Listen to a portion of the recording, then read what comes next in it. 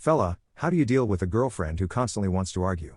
This is some straight up toxic BS, bro. My heart goes out to you and applauds you for reaching out instead of suffering in silence and taking this garbage. This is straight abuse. If there was a problem, then she would tell you like an adult, but there isn't one. She's just playing mind games and trying to F with your head and your heart. Walk away, don't take this mess, and for goodness sakes don't fall for the "I'm sorry, please take me back" when you finally do leave. There's plenty of women out there that want torture a guy just to see how far they can push him. Time to call it quits, bud, and show her the door. Unfortunately, your own mental health is 100% more important right now, and if that means breaking something off with someone you care about, do it right now. I left my last GF a couple days before Christmas because I just couldn't handle the no more. It had been building up, and I told her if things didn't change then I was gone. It didn't change, and yup, I was done. Grabbed my gear, gave her daughter a hug, who started calling me dad, and got in the car and left. Never spoke to her again. Only thing I miss about her is her daughter. Don't do what I did, which is marry her thinking it would somehow make our relationship stronger. It doesn't. It gets worse. Way worse. Truth is, if you're in a relationship where arguing is the way of life, the two of you are not right together. Arguments should be a last resort, and on rare occasions where something truly substantive is at stake. We ultimately got divorced. I remarried, and in the 9 years I've been with my second wife, I think we've had May 10th to 15th real arguments. All of them about important savings, housing, finances, lapses of judgment, my part. We came out stronger after each argument was resolved. They're not supposed to tear you down. She could be trying to get you to break up with her, so it's guilt-free on her end. But I always say you should draw a line in the sand, and don't cross it for anyone. I'd tell her this is crossing your line and you won't put up with it anymore, and we either find a way forward together, with communication, or you walk. Possibilities: she wants you to change your behavior, or she's unhappy about something and don't feel she can tell you, or she's just being abusive and playing mind games. Obviously I don't know her or your circumstances, so can't give advice other than either getting a neutral arbitrator, such as a mutual friend, or get some relationship mediation. Next time ask her, does she just want to fight, or does she want you gone? What's your favorite physical activity? Martial arts. I find it very fulfilling, and it allows me to channel all my stress and anger into something non-harmful. Honestly, martial arts probably saved me after my dad died in high school because I felt like I was falling apart, so I just go do 4 hours of martial arts after school every day and pound out any emotion into the mats. I stopped self-destructing and my mom was super relieved, so it was a win-win.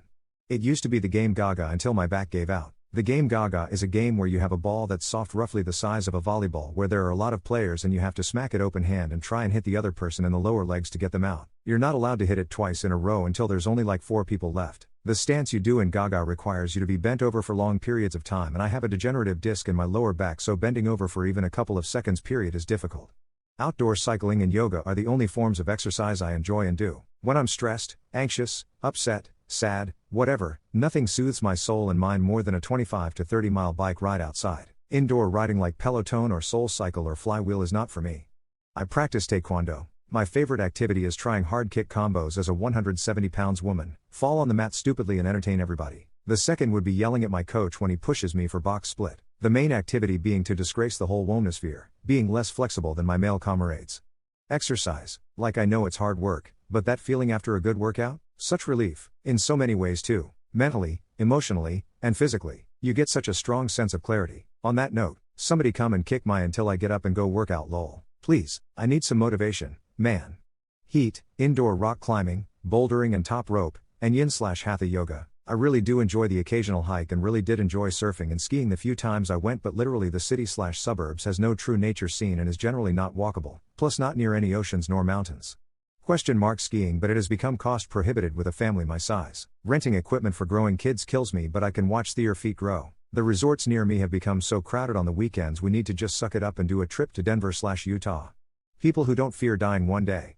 Getting older, I've found it's become more of a gradual acceptance really, rather than not fearing it. I was terrified about it when I was younger. My death, parents, friends, etc. I know it's a certainty, but focusing on it or worrying about it won't help me before it happens. I'd also say when you move on in life by getting work, studying, moving to new places, like rabbits, etc., it kind of goes to the back of your mind. Overall, I don't welcome it, but it's not worth worrying about things I have no control over.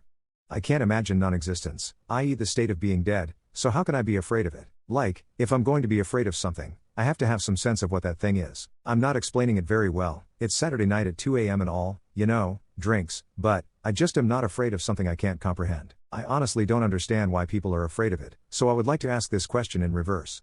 I don't fear dying because I truly believe there is more. Maybe I will be reunited with my friends and loved ones. Maybe I will travel the universe as a spirit. Maybe I will be reborn and live a whole new life. But if all of that doesn't happen, that's okay too. If it's just lights out into nothingness, I will rest, in peace, at last. I have seen death, it only hurts for the ones left behind. Whatever awaits me after my life, I will leave my mortal shell behind and face the new adventure before me, or eternal peace and quiet without fear. The concept of death to most people is a frightening thing. It's not the loss of life they fear, but the eternal darkness or nothingness. This is because many today weren't raised religious, or have as much religious values as most would say 50 years ago. For me, I have faith that there is an afterlife, whatever that may be, because every little detail in our beautiful world is not just by chance, it was created by a higher being. In a weird way, I'm sort of excited about it. I don't want it to happen anytime soon, and I certainly don't hate my life. I just think it's a fascinating part of life because it's the thing we talk the most about that we know the least about. It's like being an adventurer. You will step out of this life and into something else. Maybe it's just a dreamless sleep, and maybe it's not. We are travelers, and that is how I think about death. It's just another step in our journey through the universe. What does the world need right now?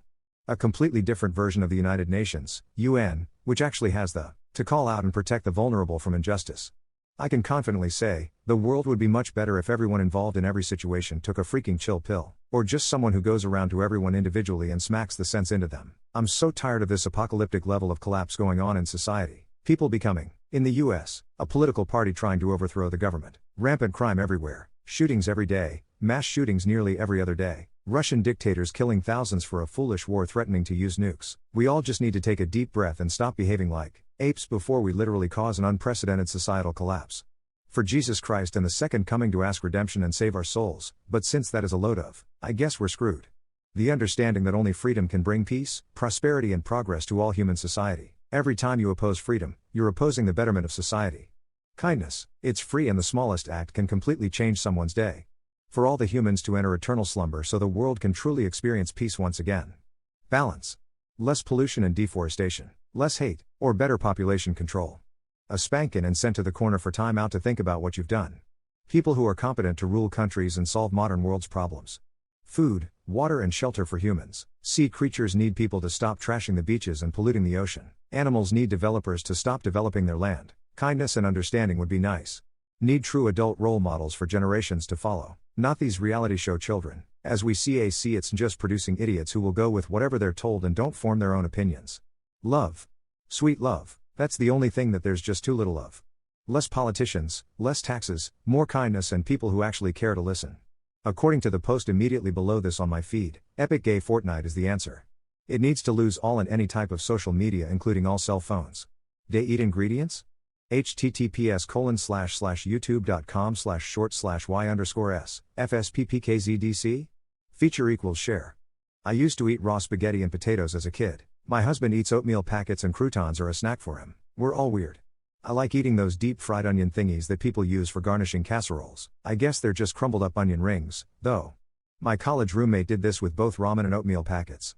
Raw ramen is really good. A local Korean fast food place does a thing with the very spicy kind and crispy fried chicken. But I think spaghetti would hurt my teeth.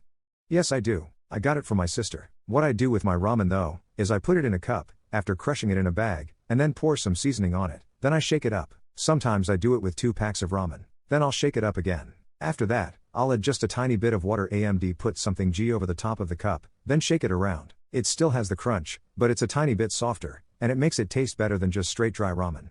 I thought raw ramen was a pretty common snack, but I raise you frozen peas. I was just eating raw ramen lol. It's pretty common. Just break the ramen, put in the powder, shake and enjoy the crunchiness. I also eat breadcrumbs but don't really like oats, so not that.